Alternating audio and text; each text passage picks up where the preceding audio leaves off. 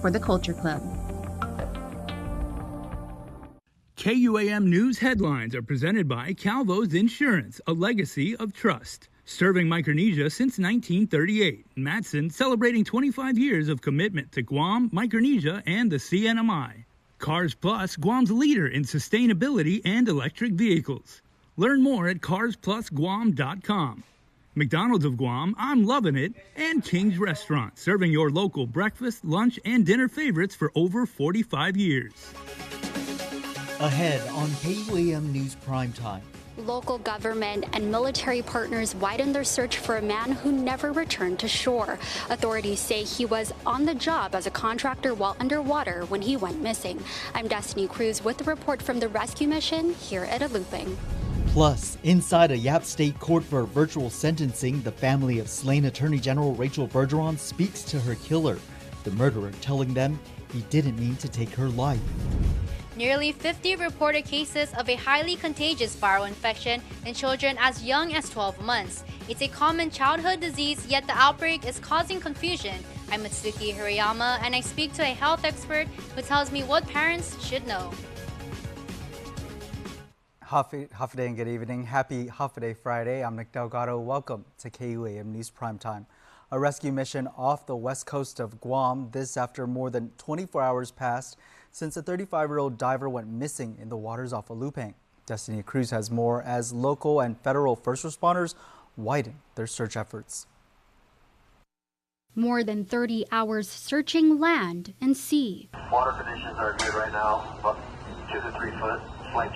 At sunrise today, the Guam Fire Department crews were on the wooden platform at the cove in Alupang. They were here all night. GFD spokesperson Kevin Riley. We provided shoreline searches throughout the night, just in case something were to wash up, any evidence of the missing diver were to wash up, we'd be able to launch our units as quickly as possible. The search is for a 35-year-old man, a diver, who officials confirm was conducting contract work to support telecommunications. The waters have been rough. The diver going in at around 9 a.m. Thursday. An hour and a half later, his colleague reported that he never returned to shore. He was a technical diver on contract. He was a proficient diver, a very good diver, and had a lot of dives under his belt. So we're taking that in consideration also during our search. The diver was last seen wearing a black wetsuit with orange fins, and he has a spare oxygen tank. Units with the Coast Guard's Frederick Hatch, a USCG station Apra Harbor response boat, the U.S. Navy's helicopter, Sea Combat Squadron, GFD jet ski operators, boat crews and divers, and the Guam Police Department have been searching the area. Now there's a lot of resources being pulled together to locate this missing man. Rescuers not giving up hope that they can find him alive. We're entering our next operational period. GFD even using a drone to help them have more eyes from the sky. We're able to cover a lot of ground with the technology. We're able to see through the water. We're able to spot objects floating. So they're really proving a valuable asset to put more eyes on what's going on. Officials are not yet confirming the diver's identity, but ask that anyone with information to call Coast Guard Forces Micronesia at 671-355-4824. Destiny Cruz, KUAM News. And prayers to all involved in that search. Now to Guam Homeland Security issues a small craft advisory for all planning to go out in our waters. For now, though, through Tuesday, expect high risk of rip currents. Troubling, that's what Guam Attorney General Douglas Moylan thinks about the Fed's investigation into alleged public corruption in the Guam Police Department. It was on primetime Thursday. KUAM reported unsealed documents that named retired GPD Captain Ken Manzanilla and Police Captain Kim Santos among those allegedly tipping off retired cop John Boom Manzanilla. Boom allegedly giving the inside information to multiple drug traffickers. Now, AG Moylan says his office is monitoring the case. He states bad cops have no place in law enforcement nor in this government. I am looking at every name coming out on the federal document. When you have bad cops, law enforcement investigations become tainted. People's lives are tainted. Anyone that fights crime cannot be around people that endanger them and their families. The AG says it is troubling his predecessors never caught it, stating, "This shows how this alleged drug world infiltrated even the highest level of our law enforcement and our government." GPD's Chief of Police Stephen Ignacio told KUAM he's having internal affairs look into the case. Nearly 5 pounds of methamphetamine found in the mail. Here's a photo of one case. Multiple records made public today in the district court show the feds intercepted 867 grams of meth sent from Stockton, California to a Dededo address last April. 906 grams was found in another package sent from Compton to Santa Rita on February of last year. Also, 456 grams of meth was found in a package mailed to Bergeron from another California address in September of 2020. And 27 grams was found in July of last year in a parcel sent to Chalampago from Las Vegas. No word yet if anyone has been indicted in connection to these cases. The man charged in the deadly shooting of AJ Mendiola will undergo a forensic evaluation in the coming months. Murder defendant Nathan John Ojeda appearing before presiding judge Alberto Lamarena in Superior Court today. Defense attorney Jocelyn Roden telling the court they still need prosecutors to turn over the autopsy and police reports. Ojeda, who pleaded not guilty and not guilty by reason of mental illness to aggravated murder and murder charges, will be seen by a doctor on February 22nd. This is to determine if Ojeda is fit to stand trial. The results of the exam expected by February 28th, and Ojeda will appear back in court on March 10th. The shooting happened about a month ago in front of Mendiola's home in Hoggett. Authorities say Ojeda was driving by when the shootout occurred, but Ojeda allegedly told police he was shot at first. Emotional moments before a Yap State court. The family of murdered Yap Attorney General Rachel Bergeron speaking to her killer during a virtual sentencing hearing held today. Murderer Anthony Tuanteteth now facing life in prison. Heartbreaking moments as the family of slain Yap Attorney General Rachel Bergeron calls for her killer to get the harshest punishment for the crime. You have brutally uprooted our lives. Your selfish and hateful actions have taken our daughter from us, and you have stolen our future together. Rachel's father, Thomas, giving testimony as he stands next to his daughter's grave. You have brought shame upon the good people of Yap, whose image you have scarred. Bergeron was murdered outside of her Yap home in 2019. The killers, Anthony Tuanteteth and Francis Butchon, both convicted in her death. Her husband, Simon Hammerling, still recalls finding his wife on the ground in the rain. I still feel sick to my stomach to having had to see Rochelle to go through such a painful death. I feel sick to my stomach to having lost my wife this way. The couple had just gotten married 3 months before the murder. Those images will never leave my mind. They will always be with me. And her words, help me, as she was laying there, they'll continue to resonate within me. Hammerling, through his faith, says he was able to find it in his heart to forgive. Mainly because Rochelle was one of the persons who had a huge heart and was able to forgive. But also because I know how much has been forgiven me through Jesus Christ. There cannot be justice for a murder in the eyes of the law and of the court. There can be. There is punishment, sentencing, consequences.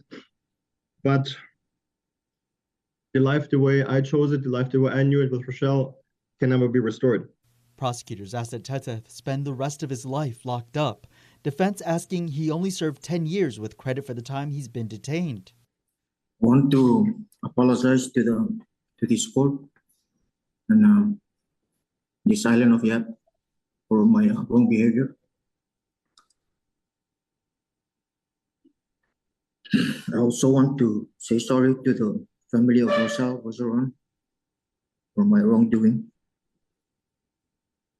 And ask for forgiveness, not today, not next week, not next month, not next year, but one day they will find it in their heart to forgive me and my families. I want to apologize to everybody. I didn't know what I'm doing. I didn't know caught up with all of Francis problem, including me. I didn't mean to take somebody's life. It was an accident. I didn't know. The court is mulling over the arguments and testimony before deciding Teteth's fate. Co-defendant Bergeron is set to be sentenced on February 10th. Health officials say it's the first outbreak of hand, foot, and mouth disease since pre-pandemic. Nearly 50 children, some as young as 1, affected with this highly contagious virus these past few weeks. Mitsuki Hirayama has the report. Hand, foot, and mouth disease is making its rounds once more. 42 reported cases affecting children, some as young as 12 months since the start of this year, tells you it's a highly contagious viral infection. Yet it's one no one seems to know about. I never heard of it, but that's pretty crazy. And I hope everybody stays safe. Jigo resident Paul Iliam has never heard of the disease. I don't know what kind of disease is that. Is that it's kind of maybe I don't know. Dededo resident William Ko also unsure. Public Health Chief Medical Officer Dr. Bob Leon Guerrero attributes the confusion to the COVID-19 pandemic. Part of the problem has been, when COVID first started, people were staying home, and so a lot of these viruses that we commonly see in children were non-existent for 2019 to 2022. The pandemic-era stay-at-home restrictions also keeping childhood diseases at bay. An outbreak of RSV and the flu last year, this year, the respiratory illness running its course is hand, foot, and mouth disease. Health officials report 15 cases have been confirmed, while 27 others remain classified as suspected cases. Typically, kids develop it when they're young, especially those kids that go to daycare centers. They're, in constant contact, and it's easy. Like I said, it's a very contagious virus. That's the bad part. The good part is that it's a mild disease typically. With mild symptoms like fever, sore throat, and loss of appetite, he says it's not a serious disease. But like the name suggests, children could develop sores in their mouth and itchy red rashes on their hands, feet, and butt. The major problem most of these kids will have is that if they have painful sores in their mouth, they don't want to eat or drink. And so moms and dads need to really, really encourage them to eat and drink, otherwise they might get dehydrated. Leon Guerrero says parents should refrain from giving their children hot soup as that could irritate their sores. Instead, he suggests cold foods like ice cream and popsicles to get them hydrated. Like with any infection, if they got the hand, foot, and mouth, the best thing to do is stay home. That decreases the risk of spreading it to your neighbors, to your schoolmates, your kids in the daycare centers. Though the symptoms are mild, he reiterates it's highly contagious. Mitsuki Hirayama, KUAM News. Well, much needed food assistance for needy families. That was one of the critical issues discussed during a wide-ranging oversight hearing on the Department of Public Health and Social Services today. Millions of dollars in food items are expected to be passed out in the next few months, but these were actually supposed to come out during the pandemic. Nestor Lecanto reports. The appropriation bill by Speaker Therese Terlahi was passed almost 2 years ago. She calls it unconscionable that what was supposed to be an urgent food assistance program during the height of the pandemic has still not been rolled out. I think to say that there was a delay is really an understatement in this case, because the funding was done in a bill in March 2021. That was supposed to be $5 million. So not only was it delayed, but the law says $5 million. What she received was $3.1 million. Freshman Senator Tom Fisher was not part of the body that passed the bill, but in questioning Public Health Deputy Director Terry Uggan, he said he can understand their frustration. We all recognize the necessity of eating, and we all recognize the catastrophe of being poor and unable to feed your family.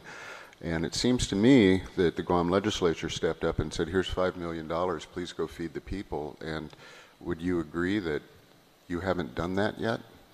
I would agree that the process has not taken place. I share the same passion that we're trying to get food into people's mouths. I do know that the money was not made available in March of 2021, but we have moved forward since it was made available, I think, in June of 2022. Uggan says there were delays in paperwork, applications, and finding nonprofits to take on the distribution. And then there's the reduction in funding. $5 million was appropriated, but only 60%, $3.1 million, has been released by the Budget Bureau. The 5 is very clearly appropriated, and that was based on their calculations of how much we would receive or savings we would be receiving in refinancing a bond. Public Health Director Arthur San Agustin. Well, yeah, so that was all that we were going to get, and we said yes. And I'll just need to talk with the two directors to provide that detailed, more of an explanation about the sale of the bonds and how that translates to revenue that we could have access for this program. 6 applicants have since been approved. Public Health is hoping to finally begin distribution next month, a full 2 years since the emergency food bill was passed. Nestor Lecanto, KUAM News. A legislative oversight hearing was also held on the roadway system. Leading off the discussion was the water main break that created huge traffic disruptions on Marine Corps Drive last month. Public Health Director Vince Arriola is saying it was the first major incident in 6 or 7 years. But these type of incidents are unavoidable. The fact of the matter is, every single road that we have here in Guam has some form of utility underneath. That's a fact. Every single day, I can verify, and my colleagues over at Guam Waterworks, there's going to be water leaks in all, if not all, our streets and our roads. It's inevitable. We had so many people drive by, both on the northbound, on the southbound lane and going north. And everybody rolled their windows, had to take pictures. Police officers were literally screaming at them, "Get off your phone and move." Literally. Arriola says it's human nature, but the people who slow down to look are also part of the problem. That's why he's urging everyone who can stay away from Marine Corps Drive this weekend to do so. That's when super heavy equipment for the Ukadu power plant will be trucked from the port to Dededo at an average speed 1 mile an hour. This is going to be our worry, is not so much just the weight and slowness. It's going to be the gawkers. It's going to be the people who are taful, those who want to see and get right up close and stuff like that. And instead of, our word really is stay off Marine Drive during those hours. Again, the power plant equipment transport begins Saturday at 2 in the afternoon. It's expected to take about 12 hours. And just before news time, we got word that the Guam Raceway Federation and GHRA received an eviction notice from the Chamorro Land Trust Commission. The reason for the eviction still unclear, but they have until the 1st of March to move out. Officials are hosting an event on the GHRA property tonight and throughout the month. They're asking the community to join them to help sign a petition to help save the raceway. The petition will also be at Cars Plus in Mighty. More on the story at KUAM.com. We'll have more news in a moment. Keep it here. You're watching KUAM. Half a Day Fresco Fridays on KUAM News. Presented by Fresco Clothing, original custom design apparel of Guam and the Marianas. Located in Hagåtña, just across from the County Shopping Center. For your safety and convenience, please listen to this important message. Lower monthly bills in Guam's energy future are coming. The construction of the Ukadu power plant will begin soon, requiring heavy haul components to be transported from the Port Authority to Ukadu. Expect traffic delays as the transport convoy will be traveling on Marine Corps Drive at 1 mile per hour for 12 hours. Please drive carefully. Log on to poweronthemove.org for more information. Doosan Ukadu Power, Doosan Enerbility, thank you for your patience.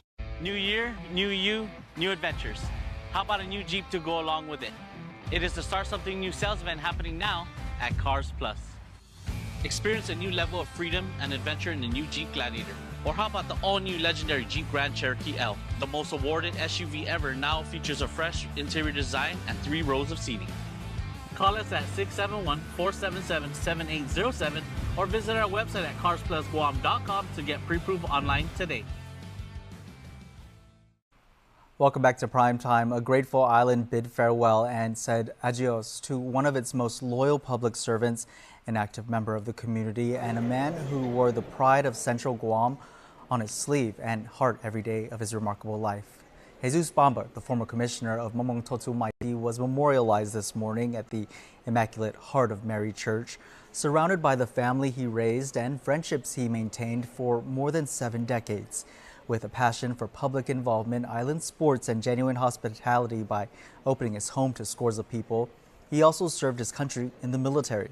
He served as commissioner in the late 1980s. His memory lives on through his wife, Anna, his 5 sons, Jess, Michael, Leon, Steve, and Vince, and numerous in-laws and grandchildren. Jesus Bamba was 77 years old. A new Veterans Affairs program in the Northern Marianas aims to help homebound veterans live independently and support those who take care of them. Regional correspondent Tomas Manglotnia reports on the first program of its kind on Saipan. NMI delegate Gregorio Sablan wants to help veterans live independently. Years ago, there was this veteran here whose caregiver was his child, his son. And the son wasn't getting paid at all. And I couldn't get that veteran the benefits he's entitled to because there was no agency here in the Commonwealth who wanted to take that responsibility. After years of advocating, now that's changed. The CNMI Center for Living Independently is partnering with U.S. Veterans Affairs to facilitate the Veteran in Charge program, a first for the Commonwealth. It allows eligible veterans to receive personal care services in their homes, and family and friends can be paid to provide that care. The Center for Living Independently, we usually don't do homebound, but for veteran services, we will do homebound. The center, which assists individuals with disabilities, serves 192 residents in its regular programs. The separate program allows veterans who will need to receive a referral from a VA social worker or doctor to receive funding that covers expenses related to in-home personal care, homemaker services, caregiver support, transportation reimbursement, assistive devices, meal delivery, and laundry services. We get a referral from a Colorado office and Hawaii office, and they tell us the budget. And then we sit down with the individual and do a plan of action and what is needed. Caregivers will receive more than $10 an hour. If they're a veteran and they serve the country and they have become homebound and they need the assistance, I want to help them. I think we all do. The program just started and they're waiting for the first veterans to sign up. Tomas Manglotnia, KUAM News, Saipan. The owner of Regis Art Gallery in Tumon kicks off her month-long solo show on Saturday, February 4th. Jonah Gincharfris has more on the beauty and intrigue that is mystical woman. It's a theme that came about a long time ago. That's according to artist Dawn Lees Regis when describing her solo show entitled Mystical Women. I've been painting about women for years and years throughout my career as an artist, and in a lot of different capacities, sometimes political, sometimes personal, sometimes in social situations such as legends and whatnot. But she says more recently she's been more interested in the magical and mythical sense of feminine. I started painting just a whole bunch of paintings about women. And there was really 2 approaches to the work that I did recently. One approach was to deliberately put women into the painting and then paint around them and develop them as characters. But the other approach was to just work with a color palette and smear paint on a surface or move it around or do whatever I needed to do. When she was satisfied, she would take a step back and wait for the women to appear before completing the piece. Lees Regis said for 2022, she was able to complete 30 pieces that are all in this month's solo show. Along with these pieces, there are other paintings, sculptures, and drawings from her, some dating back 25 years, that make up a retrospective collection. Whether it's the marble sculptures she created while in Europe, or the art she made right in her backyard here. Ask her whether she has a favorite piece. There's 2 here that are particularly close to my heart, and one is the procession, which is at the front of the gallery as you're coming in. And the other one is called Magicians 2, which is a friendship painting. And really that painting is kind of a portrait of myself and 4 of my magical friends. Mystical Women officially opens Saturday, February 4th at the Lees Regis Art Gallery at the Tumon Sands Plaza at 4 p.m. It's also an opportunity to meet the artist. And if you miss the opening, don't worry. You still have the whole month of February to take in this amazing exhibit. Jonagan Charfis, KUM News. Now for a look at your world at home. We take a look outside our Harmon studios to see the rays from Thursday's sunset. The Guam National Weather Service forecasting the weekend will be partly cloudy, 20% chance of rain. The water will remind us of you and me together like the sea.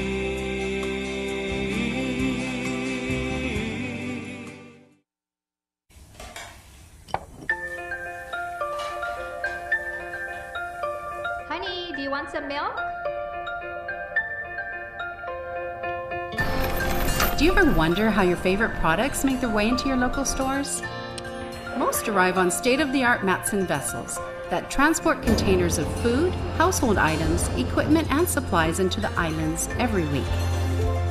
Because we know that you depend on us, we work closely with our partners to ensure that our shipments arrive on time, all the time, so you can find your favorite products when you need them. We transport the region's most precious cargo that supports successful businesses and promotes a better quality of life for our families. Matson is proud to have been the hometown shipping carrier for Guam, the CNMI, and Micronesia for the past 25 years, and you can count on us to be here for generations to come. I can't make that amount work right now. Mom, what is it? Can I get new basketball shoes? We'll see. Can I please have $20 for my field trip? I don't know. Can I go to my friend's house after school? Anak, hindi pwede. We're all trying our best to make ends meet. The governor's child care programs are helping businesses and working families care for Guam's kids. This ad is paid for with funds administered by the Department of Public Health and Social Services. Visit guamchildcare.com to apply today. KUAM Sports is brought to you by Docomo Pacific. Better together.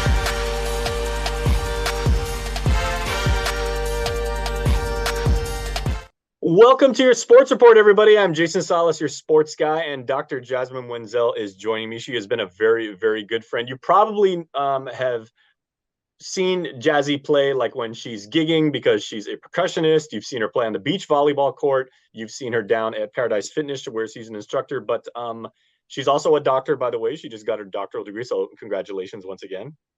Thank you. Dr. Matt, I'm never going to, you and Dr. Jasmine Wenzel. I don't believe that. Yeah, two buddies of mine have doctoral degrees. Sounds crazy. Yeah, but well, one thing that I guess maybe not a lot of people realize about you is you've also got you're certified in strength and conditioning, and this is something that athletes use at all levels of competition. So, what are you seeing as far as like the type of athletes that you advise? Coming from people looking to compete maybe at the Team Guam level, you've got high school kids, competing interscholastically, and what type of programs do you tailor for them?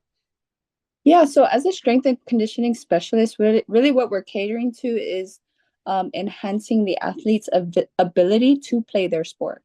So we're like the foundation for the athletes. We condition them. We start with endurance, and then we get into hypertrophy, and then we get into strength, and then we get into sport-specific things. And then so we have them halfway, and then the coaches take them for more technical skills and things like that, the other half. So really, we are that foundation where we build them up so that they don't fatigue during their games. Okay. Now, one thing I think is fascinating, and this definitely plays into your academic background, Jazzy, is even though what you're doing is you're a certified expert in developing the physical system, I know a lot of what you're trying to pass down to these young athletes is also mental strength and confidence. Because right. the more stronger you get, you can do better. You're capable of doing more and everything. So how do you kind of work that into your curriculum when you're working with athletes? Yeah, so at the end of the day, right, you are only as strong as what you think of yourself, and you're only going to play as well as you think you can do. So yes, at the base level, and I'm glad that you brought this up, but the base level though is that they have to believe that they can do it, right? And so what I like to do is take baby steps with them and show them, okay, try this, try to do this step up here with a weight. Okay. You couldn't do it your first time. Okay, let's try it the second time. Let's try the step up again. Okay, so now the student gets it. He's starting to do the step up better and better, right? And as they see these small incremental progressions, their self-esteem starts to go up, right? And so they start to believe themselves. And so what I like to do with a lot of athletes and clients is show them something that they're afraid to do, and step by step, have them progress in front of your eyes and show them, see, you are getting somewhere and you can do it.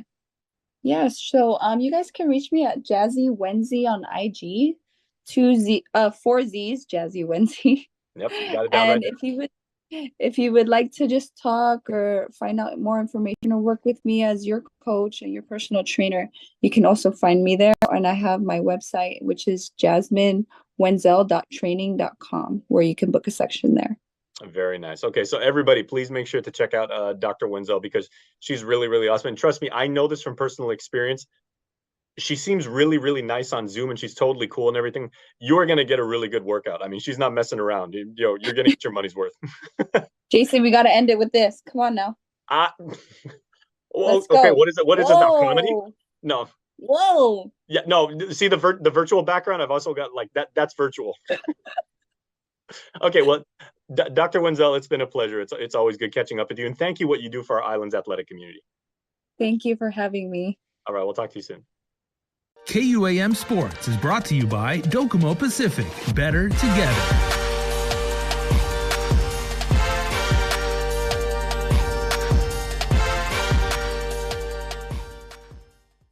Don't need a work break, keep the smile on your face. The moments you can't replace, and I'll be around. Whoa. You can count on me. You can count on me for life. Wherever life takes you, we're always here for you. Calvo's Insurance. Count on us for life.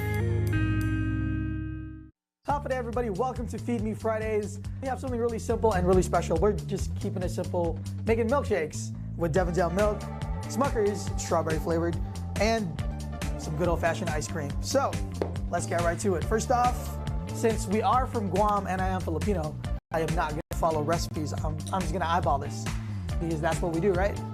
So, woo, look at that Devondale milk. Bit too much? A little bit more. All right, that looks just right to me.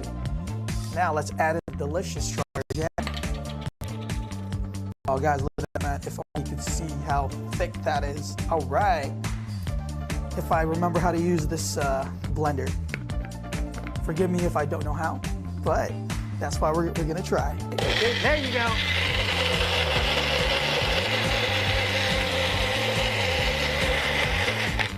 There you go. Now it's starting to look like a strawberry milkshake with just a little hint of vanilla and Devondale milk. Now, oh guys, that smells real good. Little taste test. Here we go.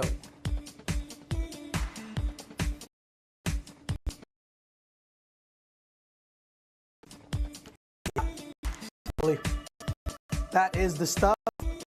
So, if you guys are bored or just, like to board eat like me or board drink, this is pretty easy to make.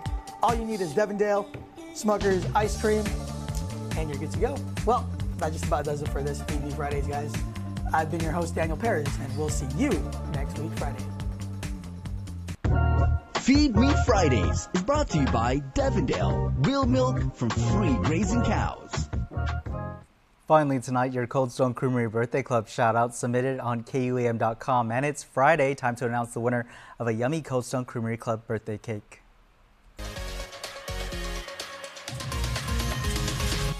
It is February the 3rd, my friends, and happy birthday to Mama Mia Wolford. Happy birthday to Mama Mia.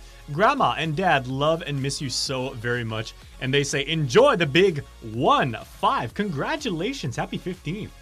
Nelea Akfaji Baza, to our princess. May your special day be filled with many blessings, love, and joy This is coming from Mommy, Daddy, Ama, and Papa, as well as Nina Jonica, Nino Kobe, and Princess Melina, Auntie Lola, and the Bellators Familia, who all say, "We love you." That's a lot of love. Very well deserved, too. And Vicente Kirigua Jesus was born on January the 28th. And Biba Cumpleaños Tata, who guides a how. Vicente, Mr. Vicente, Uncle Vicente, we wish you the very, very best and happy birthday. All right, we got a birthday cake to give away. I know everybody's been waiting for this because remember, we give away one Cold Stone Creamery ice cream cake. They are delicious. They are cool. It's a great way to spend your extended birthday. And this week's winner is Therese Rose Paulino Iglesias, who was born on January the 30th. Therese, I remember reading your birthday shout out. I remember it being very, very awesome. And hopefully you'll remember this birthday being extra special because you have an ice cream cake. So stay by your cell phone because we're going to give you a call one of these days and let you know how you can pick up your prize. Congratulations and happy birthday once again. And that's your Half a Day Friday primetime show. Thank you so much for watching. Have a safe weekend. I'm Nick Delgado. Good night.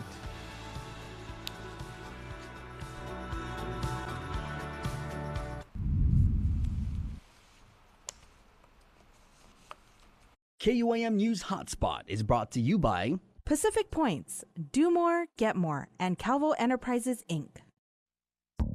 The Menu, brought to you by King's Restaurant, always open, always local, and Ruby Tuesday Guam, home of the Fresh Garden Bar.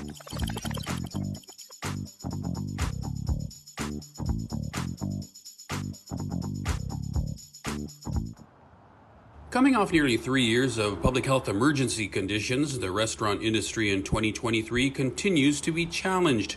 Many of these businesses have had to scale back. Some have had to close up shop altogether, perhaps more than 24 in the last couple of years. Industry insiders say while times are hard, they're still hopeful of a turnaround later this year. In the meantime, with many restaurants far from full recovery and federal financial help, such as the Restaurant Revitalization Fund, dried up, the Guam Hotel and Restaurant Association has been exploring other ways to help these businesses stay afloat. GHRA President Mary Rhodes says they're talking with the Guam Economic Development Authority about renewed local financial help, such as the Local Employment Assistance Program, to subsidize businesses that keep workers on the job. In the end, though, the key to the health of the local restaurant industry is bringing back the tourists who will provide the additional spending and scale that most need to succeed.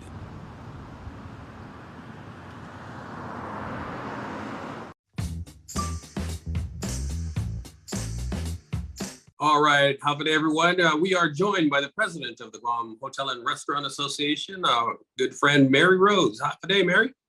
Half a day. Before we start talking about your predictions or expectations for tourism in the Guam hotel and restaurant industry for the coming year, I know you wanted to talk about your newly elected board of directors. Yes, the board of directors met yesterday, and GHRA is extremely excited to announce a full slate of officers for the year. We have Marie Guerrero, our first restaurateur in 50 years, to serve as chairperson. And so we amended the bylaws in November to reflect both chapters of our association, being the hotelier and restaurateur chapters. And so now we are able to elect a restaurateur as chairperson or first vice chairperson. And so we have Marie Guerrero, who is also paired with Dean Huntsman as first vice chairman. And so we're very excited to have both active members of our organization serve in this leadership capacity. And of course, Marie has been first chairperson the last couple of years during the pandemic, but led together with Sophia Chu-Wixton as chair. So we're really excited about the leadership and a lot of new things coming to GHRA this year, knowing that, we've been really focused on the pandemic and working on behalf of private sector together with the government on a lot of activities related around COVID. But this year we also released our 2023 calendar of events and programs, as well as committee meetings. And so we're starting to rebuild as the tourism industry recovers from years of just very minimal activity. Yeah, it's been almost 3 years since we've been in the public health emergency, and the governor just recently lifted that. So we're looking at 2023 as the first year in about 3 years that we're not in a public health emergency. So what are your expectations for the tourism industry in general? And then later on, we'll talk about the hotel and restaurant industry specifically. But for tourism in general. Just tourism in general, obviously, we've had key source markets not fully back to scale, especially with our Japan and Korean markets. We've seen a lot of Korean visitors increase over the last year and a half. And certainly we want to see that to continue to grow. With GBB's expectations for this year, we hope that we can accomplish that and more, especially with the return of the Japanese market. And so that's really the focus, I think, for the industry, for all stakeholders, both private and government, is really to get our tourism industry back on track with our arrival numbers, and especially in working even with the airport, knowing that, there's certain areas, obviously, that we have to continue to fix, especially with destination management. But those are things that between GVB and the airport and GHRA and other stakeholders that we can certainly focus on and really look forward to a better 2023. Being in 3 years, there's obviously goals we have to meet. And I think that we've put our best foot forward in preparing for that. And so I think that now that things have reopened, we certainly are in a better position than we've ever been for this year to really start meeting some of those numbers. Yeah. Are you expecting what everyone has been predicting, a gradual return, or are you expected maybe a sharper rise? No, I think overall, we've always said that it's going to take 2 to 3 years for a full return to 1.6 million tourists. Just considering the fact that Korea and Japan being our key source markets, that they've had a slower return than expected. I think that they'll always be a little bit more conservative on their end, especially with Japan, on returning back to normal for outbound travel.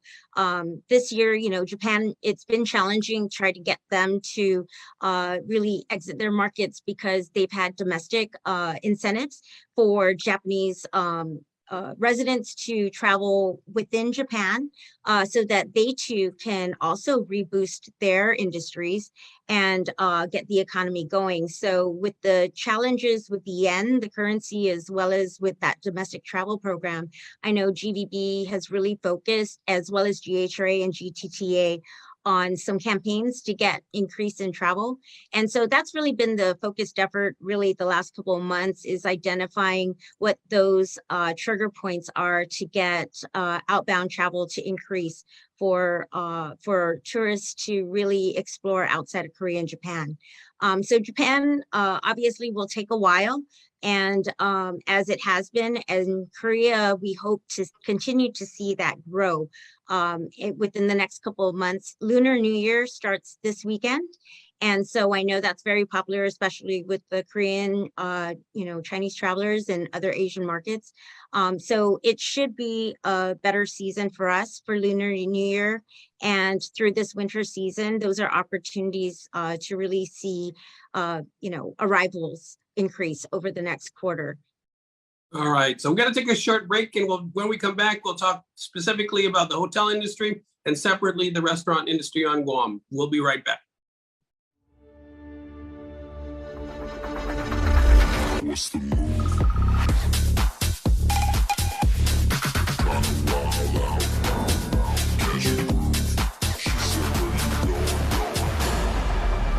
What's the move?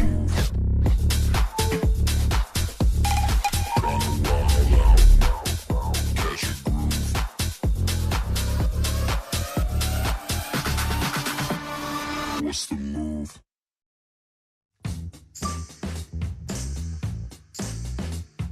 All right, and we're back with GHRA President Mary Rhodes. Mary, let's talk about the hotel industry first. Where are we at in terms of recovery? A lot of the hotels have been operating, a majority of them throughout the pandemic. As you know, we've had increased arrivals from the U.S. market, especially with military and federal contractors, especially since the buildup is still taking place. So they've continued to maintain operations, although at much slimmer, levels. It's just we're still waiting for the return of the leisure market to really get back to pre-pandemic levels. But in the meantime, we've continued to see growth in certain sectors. And so that's been great for us. But there are still a lot of businesses that haven't fully scaled up as far as number of employees. And a lot of businesses have been hiring, especially in the tourism sector, preparing for the reopening of tourism. So a lot of businesses are currently hiring, and that's been the real challenge, is the unemployment number. Although it has improved, we continue to look for opportunities to get more people back into work and really address some of the issues. So GHRA, really the last 6 months, we've been offering through a grant that we have with GHRA to offer free health certificate classes with public health and all the other government certificates you need with ABC license, your pesticides training, just everything everybody needs to get back to work or to start a new career in the tourism industry. So that's been our real focus. And so within the hotels, just increased activities through the next quarter. Of course, the holidays and just ending the holidays and into other upcoming key milestones, that has always kept the hotels very busy. But just I think that the hotels and the restaurants both, there's opportunities for growth in all those areas as we continue to welcome our visitors back to Guam. And certainly the residential and military markets have kept us at bay with regards to just increased activity to keep the economy going here on Guam. The hotel industry was one of the largest employers, pre-pandemic. Obviously, when the pandemic hit, then operations had to be scaled down. So where did all those employees go, and why are you finding it difficult to get them back? Just total population has gone down, right? We used to be 170, 180. Just people have left the island for careers elsewhere outside of Guam. And then also, we've had a little bit of losses due to the construction trades, knowing that market has really grown over the last couple of years with the buildup. And so, especially in the medical field, through the pandemic, there were a lot of opportunities for people to train and certify in programs within the medical field, and the allied health. So I know that those areas have really grown, especially in employment and labor. But there's still opportunities for people, especially the younger generation, to get into the hospitality industry. It's a fun industry to be in. There's certainly opportunities and flexibility of hours and types of schedules and things like that. And so those are areas that the hotels and restaurants really offer, especially with all of the combined benefits that they get outside of just their wages. The full compensation that they get is very attractive, and the flexibility of scheduling. It is a 24-hour operation, and so you kind of have to keep that in mind. But there are a lot of businesses, if they haven't been able to fully scale up because of lack of employees, they've had to scale back operations from limited hours that hotels or restaurants are operating their establishments, where maybe they're just weeknights where they're closed and then they're open on weekends. So it's little things like that we've seen, but hopefully things will start to really turn a corner and people will start going back to work. And certainly this is the role that GHRA plays to increase service and quality here in the market, and also improve quality of life for people, is really looking for opportunities to rehire, train, certify people so that they are ready to go back to work and also keep their jobs. Is there anything the government can do to assist, like in the way of maybe lowering the occupancy tax, for example, or anything else that could incentivize visitors to come here by lowering the costs? Yeah, there are things that are challenging with Guam overall, just with it being international. There are surcharges that our tourists pay for. Being Guam is a U.S. market, they do pay international charges on their tickets. And then, of course, the hotel occupancy tax. But really, anywhere you go, you have hotel occupancy tax as well as other things like resort fees and that. And so I don't think that those certainly aren't things that really prevent people from traveling right now. I think just overall Asia, their outbound has decreased. And I think that, anything that the government can do for businesses or industries to make it more attractive is certainly helpful. We've looked at a lot of really productive conversations with the government, and that's where we came up with grant programs, right, to make it easier for employees to get back to work, but also with GVB coming up with campaigns for tourists to return to Guam, and GHRA working even on some other stuff. So I think that just within Asia, we have a lot of competitors within Southeast Asia, and Guam overall is pretty competitive already. And so when you compare us to Hawaii, I think just last week, Guam actually did really well with one certain travel agent with travelers from a key source market, where Guam was listed higher than Hawaii. But we're also half the cost, right? And less than half the time. So Guam has a lot of benefits still for, I think, our Asian travelers, and the promotion of Guam and what we can do to continue to be that value-added destination. I think that those are things that we need to really focus on to be top of mind with our visitors. All right, we got to take another break, and then we'll be right back with GHRA President Mary Rhodes. Don't go anywhere. Guam's auto appearance specialist, Elegant Reflections, has been providing the automotive industry with professional detailing and car care products at its highest quality, from complete detailing, full interior detailing, exterior detailing, headlamp restoration, hand washing, seat and carpet shampoo, engine degreasing, undercarriage cleaning, paint sealant, fabric protection, paint oxidation removal, and so much more. Visit us at our new location. Call 646-5555 for an appointment. Elegant Reflections, Guam's auto appearance specialist, over 20 years of experience.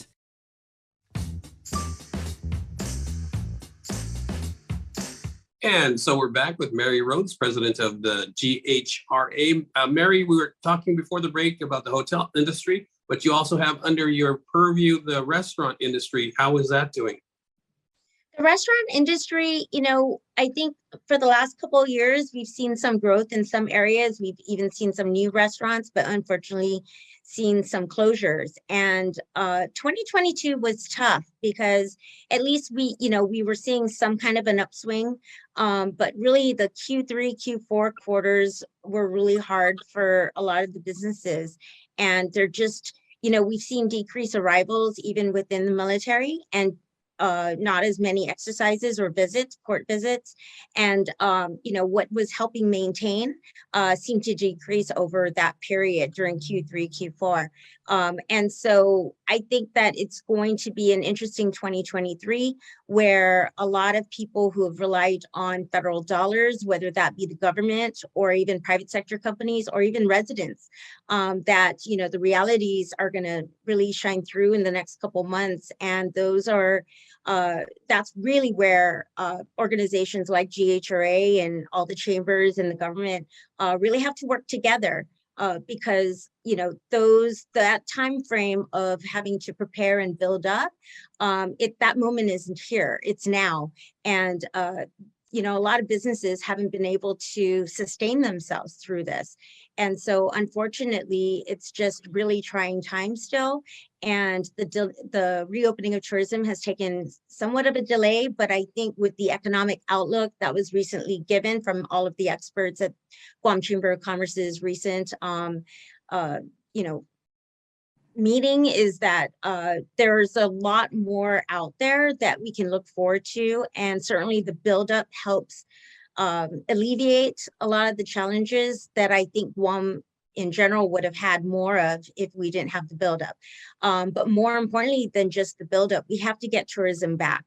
For more than 55 years, tourism has been really the backbone of our industry and been the largest contributor to our domestic product. And so leisure market is really what we have to focus on in the next couple months to next couple of years in order for the government to really retain or to earn back those lost earnings with not just tax dollars and hotel occupancy tax and sales tax, it's also income tax, corporate tax, everything else that contributes overall to the GDP. And so I think that we have a great outlook. It's just a matter of really working together to ensure we meet all of the goals that we set aside for the next couple of months so that we can really celebrate all of those, us meeting those goals and milestones and actually surpassing it. That's my hope, is 2023 will really get to that point where we're at least going to surpass some of the goals that have been set by some of the agencies or individuals, experts who have really given out these projections.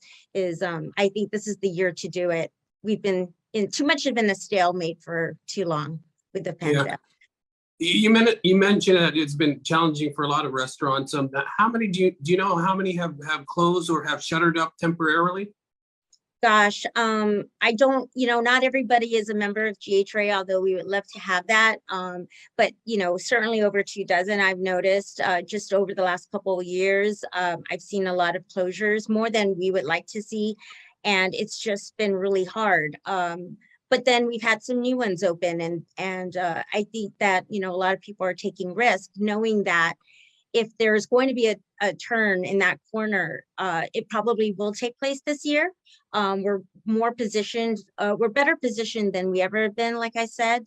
And I think that the restaurateurs, as well as every other service sector, retail, transportation, optional tours, I think there's been a lot of momentum to get us to this point where the tourists will start to travel outbound. Our hope was, of course, the beginning of this year during the winter season. And so we need to work towards a greater summer so we can see some of those arrival numbers really transpire. And a lot of it is dependent on air capacity, right? So how many airlines are going to start flying to Guam? Japan Airlines, for example, right? And the number of frequent and also looking at load factor. And load factor is very important, even though we get the airlines, because can we fill the planes? And when you have load factors that are in the lower digits, that's the most concerning thing, is where we've relied on charters to introduce flights. We need to maintain those charters in order to build up regular flights. And so that's where the hard work really is at, is in getting regular flights to Guam and not just promoting to the tourists, but actually getting the airlines to regularly schedule flights to Guam, in and out of Guam.